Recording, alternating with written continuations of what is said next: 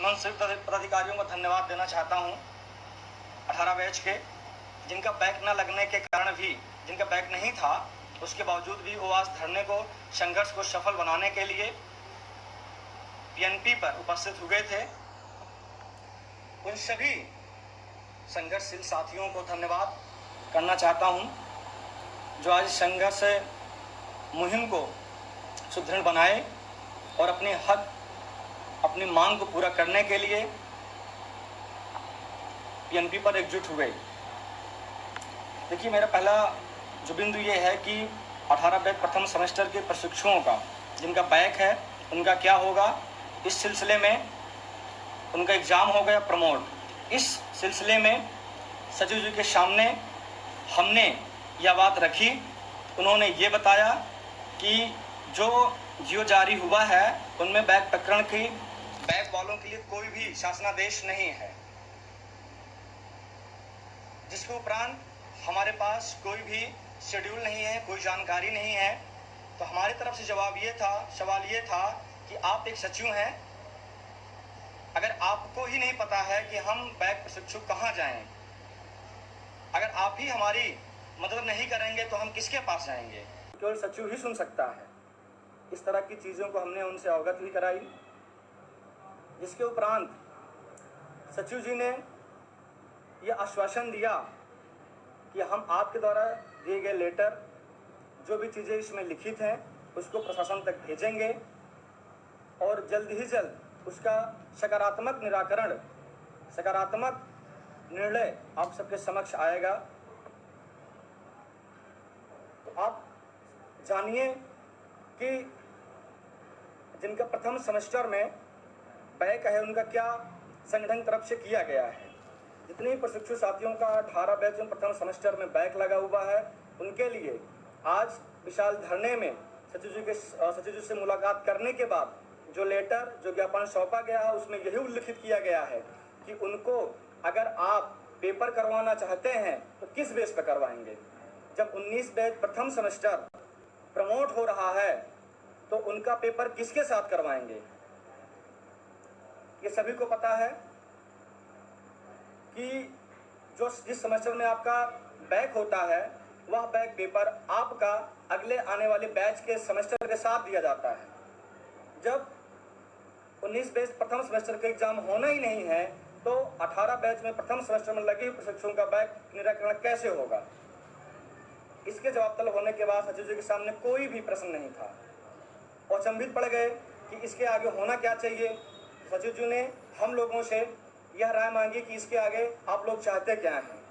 तो मैं प्रदेश अध्यक्ष विकास यादव और हमारी पूरी टीम, पूरा संगठन इस बात पर अड़ा था कि अगर 19 बैच प्रथम सेमेस्टर का एग्जाम नहीं हो रहा है, उनको प्रमोट किया जा रहा है, तो उनको भी प्रमोट किया जाए।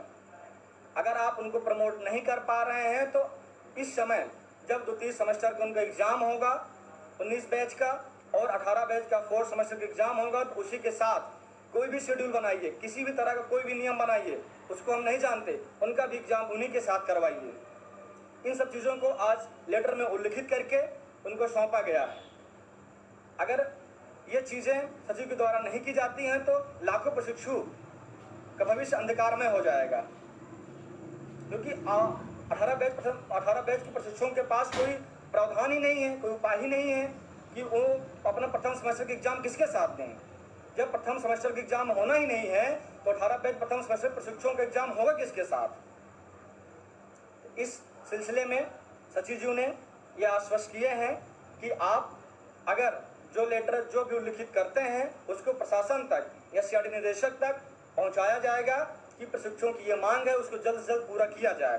तो ये मैं आपको विश्वास दिलाता हूं कि संगठन की तरफ से पूरी कोशिश की गई है कि जिनका प्रथम सेमेस्टर में बैक लगा हुआ है उनका एग्जाम न देना पड़े, उनको 3rd में प्रमोट कर 4th का एग्जाम दिलवाया जाए और उनका प्रथम सेमेस्टर भी प्रमोट किया जाए, क्योंकि 19 बैच प्रथम सेमेस्टर का एग्जाम नहीं होगा, उनको केवल प्रमोट किया जाएगा। अगर उनका एग्जाम करवाना है तो आप आगामी जो भी परीक्षाएं होंगी उसमें अपना कोई जियो पास करिए, चाहे कोई कानून बनाइए या नियम लगाइए, लेकिन प्रथम सेमेस्टर में बैक प्रशिक्षुओं का एग्जाम उन्हीं के साथ करवाइए। यह प्रयास संगठन की तरफ से किया गया है और पूरी उम्मीद जताता हूं कि जब संगठन 18 बैच प्रोफेसर विकास यादव यानी मेरे द्वारा किया गया है, तब तक एक सकारात्मक निर्णय आया है। आप सब ध्यान रखिए, एक सप्ताह के अंदर आप सबका निर्णय सकारात्मक आएगा, आप सबको प्रमोट किया जाएगा। अगर प्रमोट नहीं किया गया तो आगामी जो भी पेपर कराया जाएगा उसी के साथ आपका एग्जाम कराया जाएगा।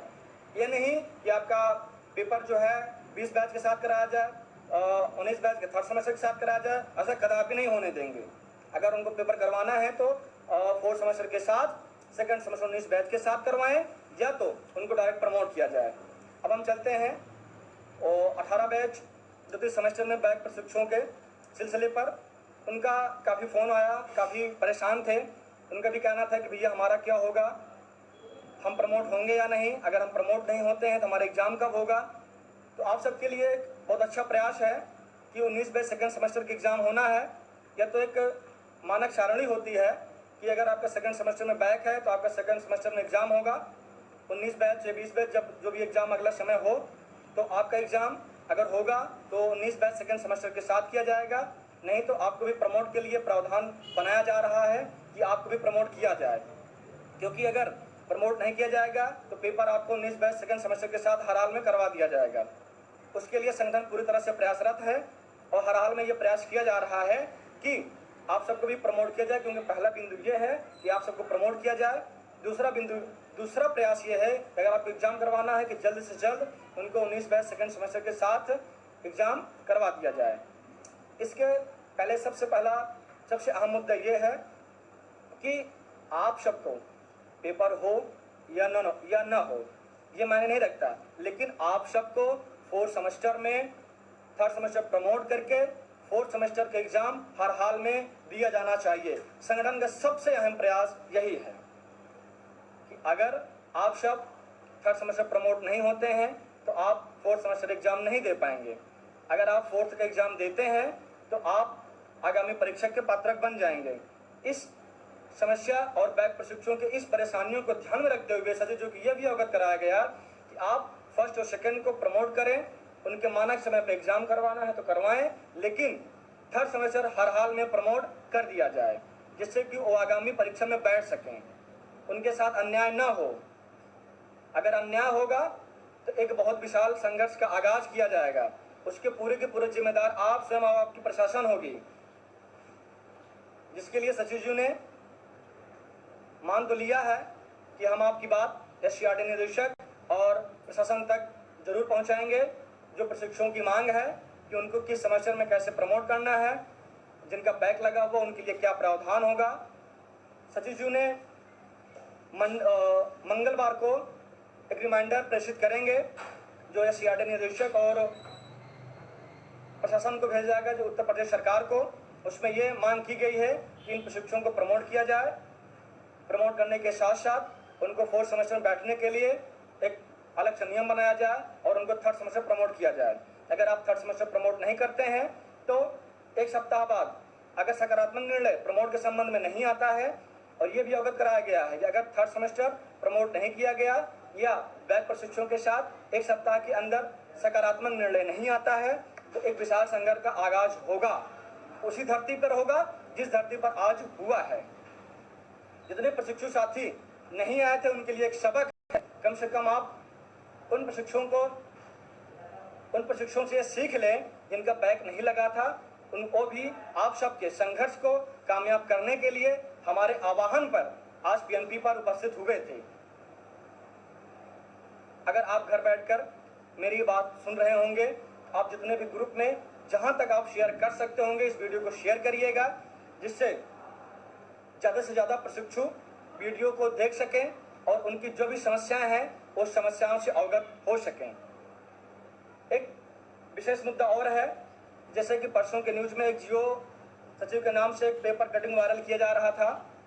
सचिव के सामने इसको भी अवगत कराया गया कि सचिव जी आपके नाम से एक पेपर पर कटिंग वायरल हो रही है, क्या ये आपके संज्ञान में है या नहीं। सचिव जी ने साफ शब्दों में मना कर दिया कि हमारे संज्ञान में नहीं है, न हमने इस तरह कोई भी बयान या कोई भी लिखित या कोई भी लेख पेपर में करवाया है या पेपर से जो है पास करवाया है। तो कहीं न कहीं यह कुछ ऐसे प्रशिक्षु हैं जो आप सबके संघर्ष को जो हम सबके संघर्ष कामयाब नहीं होना देना चाहते हैं, जो नहीं चाहते हैं कि आपका सेमेस्टर प्रमोट हो, जो नहीं चाहते हैं कि आप आगामी परीक्षा के पात्रक बन सकें, जो ये नहीं चाहते हैं कि आप सब प्रमोट होकर जितने पैसे खर्चा करके डीएलएड की परीक्षाएं दो परीक्षाएं दी हैं, इतने पैसे खर्च किए हैं, इतना समय बर्बाद किए हैं, आपको लाभ मिले। उन प्रशिक्षुओं को ये वार्निंग है कि आज के बाद कभी भी उन परेशान प्रशिक्षुओं को बरगलाने का काम न करें। सचिव जी के सामने ये भी बात रखी गई है कि उन पे आप जल्द से जल्द एक्शन भी लें, जो इस तरह के आपके नाम उछाल कर आपके नाम से प्रशासन को बरगलाते हैं कि आपने ऐसा कहा है। उन्होंने या आश्वासन दिया है कि हम इस काम में भी जल्द से जल्द एक 5 सदस्यीय टीम गठित करेंगे और उनको यही निर्देश होगा जो इस तरह के फर्जी अफवाह चल रहे हैं, जो लोग फर्जी अफवाह फैला रहे हैं, उनके ऊपर कार्रवाई की जाएगी, उनको ट्रेस किया जाएगा कि वो ऐसे कौन से लोग हैं जो प्रशिक्षुओं के अहित में काम कर रहे हैं। तो मैं पुनः कहना चाहूँगा, जो प्रशिक्षु संघर्ष, जो लीडर, जो नेतृत्वकर्ता संघर्ष कर रहा है, आप उसका खुलकर सपोर्ट करें, आप उस पर विश्वास करें, क्योंकि कभी भी एक सच्चा ईमानदार संघर्ष साथी आपका अहित नहीं चाहेगा, कभी आपके भविष्य के साथ नेतागिरी नहीं करेगा, कभी भी हमारी टीम, हमारे पदाधिकारी आपके साथ अहित नहीं चाहेंगे। हमारे पदाधिकारियों का बैक न लगने के बावजूद भी, उनका बैक नहीं लगा था, मैक्सिमम पदाधिकारी ऐसे हैं जिनका बैक नहीं था, प्रदेश स्तर के बहुत पदाधिकारी हैं जिनका बैक नहीं था, लेकिन वो भी आप सबके संघर्ष को कामयाब करने के लिए, आपके अहित को हित में बदलने के लिए, आप सबका हक दिलाने के लिए आज हमारे आह्वान पर पीएनपी पर उपस्थित हुए थे। मैं उनको सही धन्यवाद देना चाहता हूं कि मैं ऐसे पदाधिकारियों के साथ जुड़ा हूं जिन्होंने हमारे साथ हमारे विश्वास को बनाए रखे और संगठन को एक मान मर्यादा के रूप में रखे हुए हैं और आगे रखेंगे भी, और आपके साथ कंधे से कंधा मिलाकर चलते भी रहेंगे। इसके उपरांत जितने प्रशिक्षुओं को जो भी समस्या हो, जो भी संशय हो, वो मैसेज या कमेंट के माध्यम से पूछ सकता है।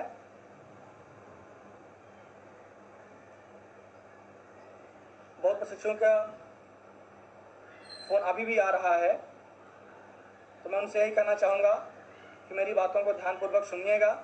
जितनी भी चीज़ें हमने उल्लिखित पेज में दिया है, सचिव को ज्ञापन दिया है, वो सारी चीज़ें आपके सामने अवगत करा दिया है। आप सब वीडियो के माध्यम से सभी को शेयर करिएगा, ताकि इस वीडियो के माध्यम से हर व्यक्ति का, हर प्रशिक्षुओं का समस्या का समाधान हो। हाँ जी, प्रशिक्षु प्रश्न पूछना चाहते हो पूछ सकते हैं कि जी बिल्कुल, आप अपना प्रश्न रखिए।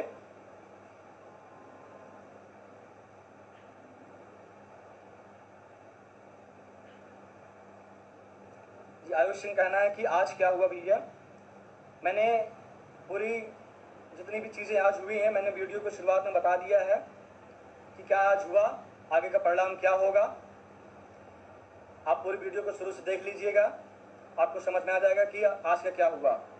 जी, वैसे मैं बता देना चाहता हूँ, बैक प्रकरण पर आज विशाल धरना का जो आह्वान किया गया था, उसमें बैक प्रशिक्षुओं संबंध में प्रावधान निकालने के लिए सचिव जी को अवगत कराया गया। उन्होंने मंगलवार को रिमाइंडर भेजने के लिए, प्रशासन तक हमारी आवाज़ को पहुंचाने के लिए रिमाइंडर भेजेंगे।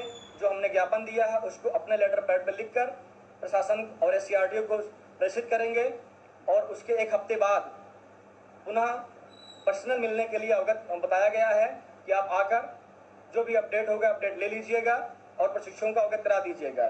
तो मैं यही कहूँगा कि आप एक हफ्ते तक धैर्य रखिए, जैसे ही अपडेट आता है आप सबको अवगत करा दिया जाएगा, क्योंकि एक हफ्ते तक वेट करना ही पड़ेगा। क्योंकि देखिए, कल और परसों छुट्टियों होने के कारण लेटर प्रेषित नहीं हो पाएगा, मंगलवार को प्रेषित किया जाएगा। तो अगले मंगलवार तक आप सभी को यह अवगत करा दिया जाएगा कि जो प्रावधान आज संघर्ष में मांगा गया है वो सकारात्मक निर्णय के रूप में आया है या नहीं। एक सप्ताह तक आप सब वेट करिए, उसके बाद यह उम्मीद है कि आप सबके प्रति एक सकारात्मक निर्णय आएगा। अगर नहीं आता है तो आप सबके लिए एक इससे भी बड़ा प्रयास किया जाएगा, और ये प्रयास छोटा नहीं, विशाल संघर्ष होगा। जिसमें सचिव जी को आश्वासन नहीं, समय नहीं, तुरंत निर्णय दिया जाएगा। इसलिए आप सभी एक सप्ताह तक घर बनाए रखें। एक सप्ताह के अंदर आप शव को नहीं भैया, अभी इस सिलसिले में कोर्ट नहीं जा सकता, क्योंकि जब तक कोई अपडेट नहीं जाता तब तक कोर्ट जाना पॉसिबल नहीं होगा।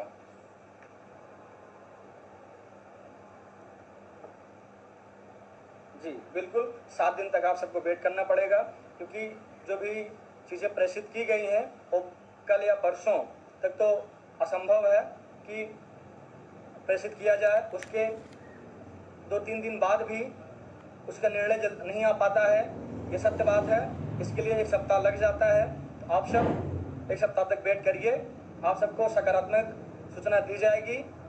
यह उम्मीद कि सकारात्मक निर्णय आएगा और बैक प्रशिक्षु प्रमोट होंगे, उनके लिए एक अच्छा प्रावधान निकाला जाएगा। मैं पुनः कहना चाहूँगा कि आप सभी इस वीडियो को ज़्यादा से ज़्यादा शेयर करिएगा, जिससे कि मेरी आवाज़ सभी प्रशिक्षुओं तक पहुँच सके।